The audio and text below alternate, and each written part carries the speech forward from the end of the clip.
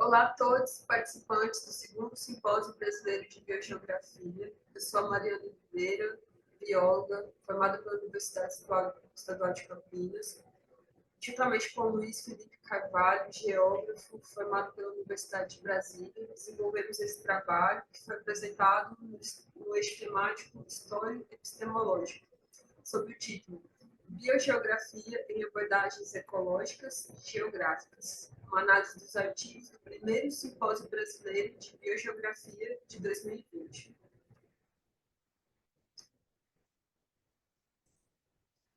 A biogeografia é um campo científico interdisciplinar que tem interface com diversas áreas do conhecimento: botânica, zoologia, ecologia, geologia, pedologia, climatologia, antropologia, entre outros, como aponta Camargo em estudo sobre o objeto de estudo da biogeografia. Essa interdisciplinaridade confere complexidade e resulta no desafio para a biogeografia, que consiste em delinear as bases conceituais, teóricas e metodológicas. Cada campo científico possui conceitos, teorias e métodos próprios. Ao se utilizar um ou mais campos científicos, teremos a combinação diferenciada desses conceitos, teorias e métodos que vai resultar em distintas abordagens. A identificação da abordagem ecológica e geográfica foi realizada com base em estudos epistemológicos.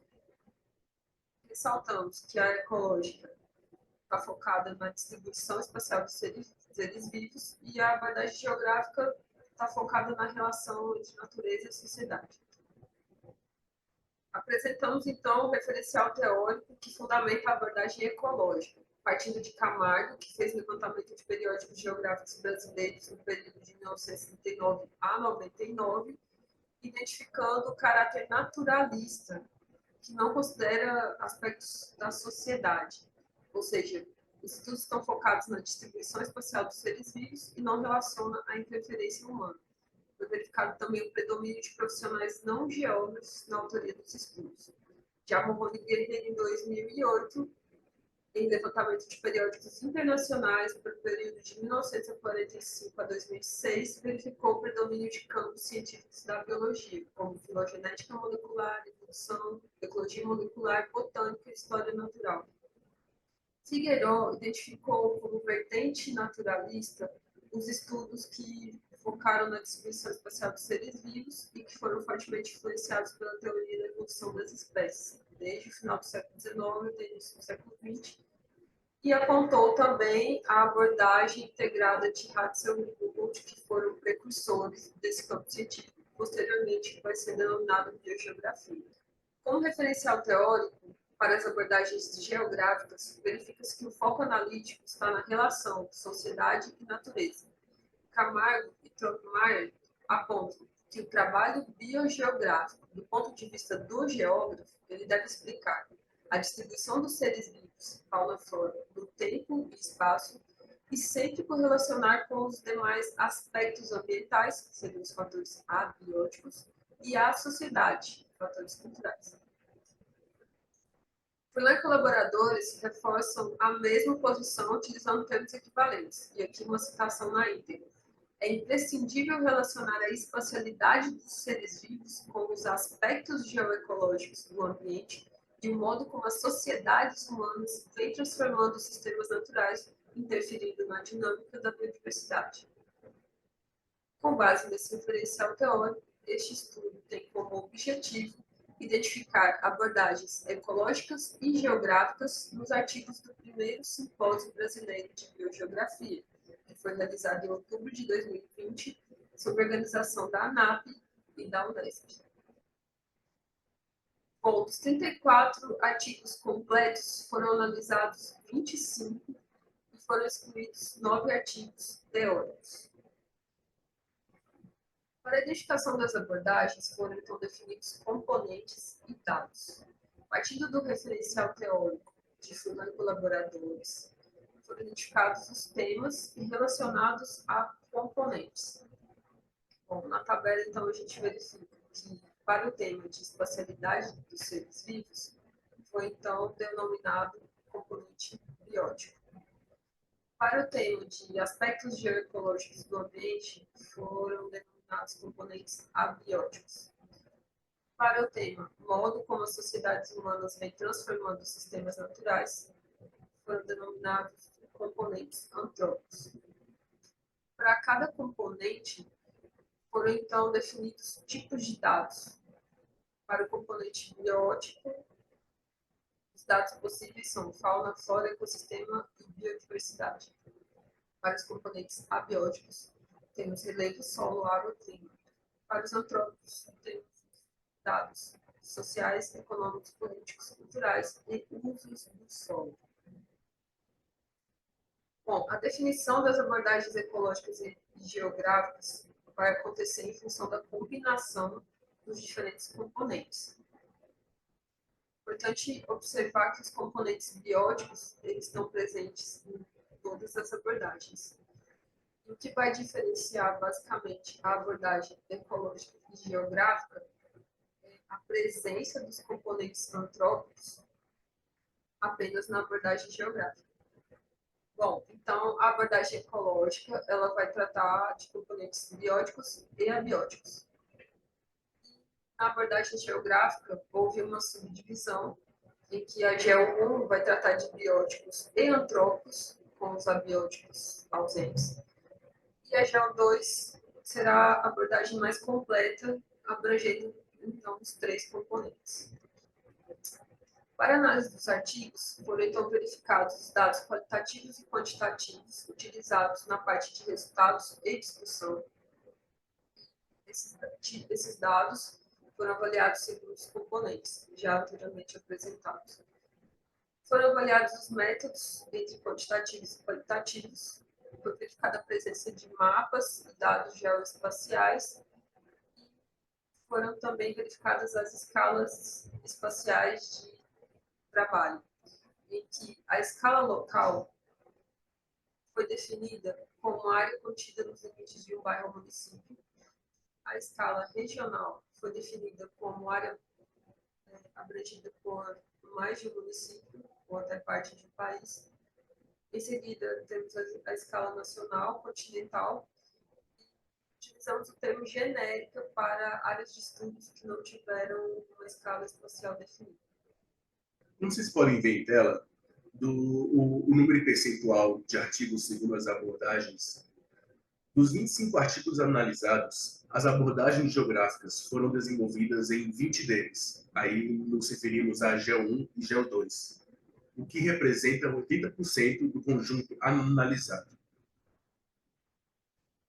A abordagem geográfica GEO2 foi contemplada em maior quantidade, em 11 artigos, que representam 44% do conjunto, seguida pela GEO1, com 9 artigos, que representam 36% do conjunto analisado.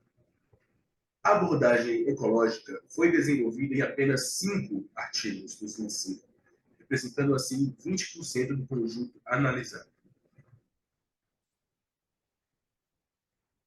Para os componentes fauna, flora e biodiversidade, constatou-se quantidades aproximadas para os dados utilizados nos artigos, como pode ser visto no gráfico em tela. Com relação aos grupos de flora, as fitofisionomias foram o grupo mais usado em 9 artigos de flora e nos 7 artigos que utilizaram dados de biodiversidade. Apenas em um artigo foi apresentado outro grupo, que é o de famílias arbóreas. Agora, com relação aos grupos de fauna, houve a presença de 7 grupos: mamíferos, aves, répteis, anuros, peixes, moluscos e insetos. Para os componentes fauna, flora e biodiversidade, constatou-se quantidades aproximadas para os dados utilizados nos artigos, como pode ser visto no gráfico em tela. Com relação aos grupos de flora, as fitofisionomias foram o grupo mais usado em 9 artigos de flora e nos 7 artigos que utilizaram dados de biodiversidade. Apenas em um artigo foi apresentado outro grupo, de famílias arbóreas. Com relação aos grupos de fauna, houve a presença de 7 grupos: mamíferos, aves, répteis, anuros, peixes, moluscos e insetos. Interessante observar também que na abordagem ecológica não houve a citação a as questões de biodiversidade. Pela definição das abordagens geográficas, apenas a GEO2 contemplará os componentes abióticos, para os quais constatou-se que solos e relevo foram utilizados em maior quantidade nos artigos, como pode ser visto no primeiro gráfico. Os dados relativos ao clima e água foram utilizados na mesma quantidade, de apenas 3 artigos cada. Agora, sobre a combinação de componentes abióticos utilizada nos artigos, como pode ser vista no segundo gráfico em tela, verificou-se a predominância da utilização de apenas um componente em 7 artigos. A combinação de 3 componentes ocorreu em apenas 2 artigos cada um. O uso de 4 componentes ou mais não ocorreu.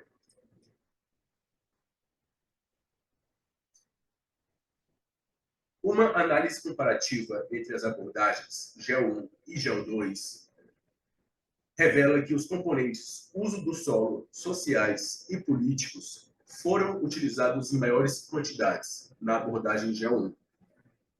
Já na abordagem GEO2, o componente usos do solo foi utilizado em 90% dos artigos, sendo que sociais e políticos ocorreram em aproximadamente 40% dos artigos. Sobre a combinação de componentes antrópicos utilizados nos artigos, houve predominância do uso de apenas um componente em ambas as abordagens, onde o total de 9 artigos, com esse um componente, se equipara à soma de 11 artigos das demais combinações juntas, ou seja, 2, 3, 4 ou 5 componentes. Agora, sobre os métodos utilizados nos artigos, verificou-se que o método que combina dados qualitativos e quantitativos foi utilizado em maior quantidade, 64% dos artigos, e predominou nas abordagens ecológica e geográfica GEO2. Na abordagem geográfica GEO1, verificou-se a utilização quase proporcional entre os métodos em questão. Sobre a apresentação de resultados em mapas, verificou-se maior quantidade de mapas produzidos na abordagem GEO2, com 5 mapas, representando assim 20% em relação ao total de artigos analisados.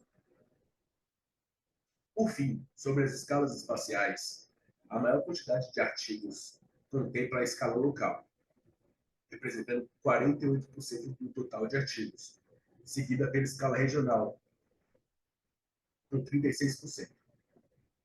Para a escala continental, a América do Sul foi a área contemplada nos 3 artigos contemplados. Bom, com relação à discussão dos resultados, então, a gente verifica o predomínio da abordagem geográfica em 80% do total dos artigos. E esse resultado é divergente dos levantamentos que constataram a predominância da abordagem ecológica, como citados no referencial teórico, que consiste no levantamento de publicações de periódicos brasileiros, feito por Camargo, e levantamento de periódicos internacionais, feito por Morrone e Guerreiro. Com relação à flora, fauna e biodiversidade, verificou-se, então, flora presente na maior quantidade de artigos, como fitofisionomia, em nível de ecossistema. Para a fauna, verificou-se 7 grupos, que são mamíferos, aves, répteis, anúbios, peixes, moluscos e insetos, com destaque para esses 2 últimos grupos de invertebrados, que vem, então, inovar diante da tradicional de vertebrados nos estudos.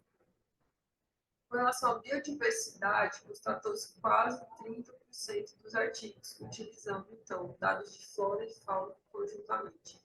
Isso vem romper também com a tradicional dicotomia entre fito e zoogeografia. E a biodiversidade também é apontada como um tema central para a redefinição teórica e metodológica da biogeografia, segundo Figueiredo. Solos, relevo e vegetação foram predominantes nas abordagens ecológicas e geográficas, que tratam de aspectos bióticos e abióticos. A vegetação foi tratada enquanto fitofisionomias. E verifica-se que essa combinação é uma tendência temática, que foi verificado na análise de trabalhos científicos publicados publicados no Encontro Nacional da Associação de Pós-Graduação e Pesquisa em Geografia, no PENGE, no estudo de Furlan e colaboradores. Já com relação aos componentes antrópicos, verificou-se a predominância da utilização dos dados do solo por meio de dados geoespaciais de cobertura do solo.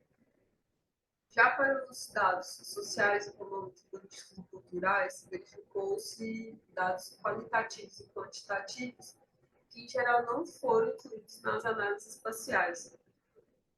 Neste ponto, verifica-se, então, um desafio metodológico em tratar variáveis de diferentes campos científicos, que é apontado também por Furlan e colaboradores.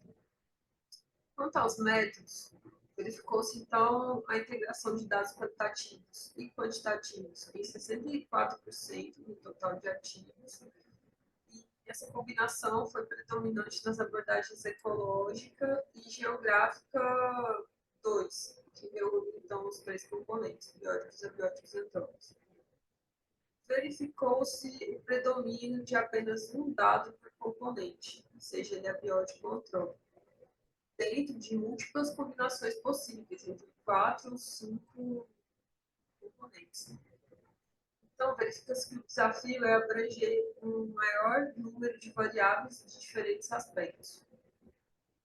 Por fim, com relação aos mapas verificados em apenas 20% dos artigos, podemos inferir que essa análise geoespacial ela poderia ser melhor explorada nos trabalhos, pois consiste numa tendência temática, como apontou Furlan também. Conclusão: a abordagem geográfica foi predominante nos artigos do primeiro Simpósio Brasileiro de Biogeografia de 2020. Isso representa a consolidação das perspectivas apontadas em diversos estudos sobre epistemologia da biogeografia, quanto à necessidade de integrar os aspectos do meio físico e das sociedades humanas na investigação da espacialidade dos seres vivos. Fazemos, então, agradecimentos ao professor Dante, do Departamento de Geografia da Universidade de Brasília.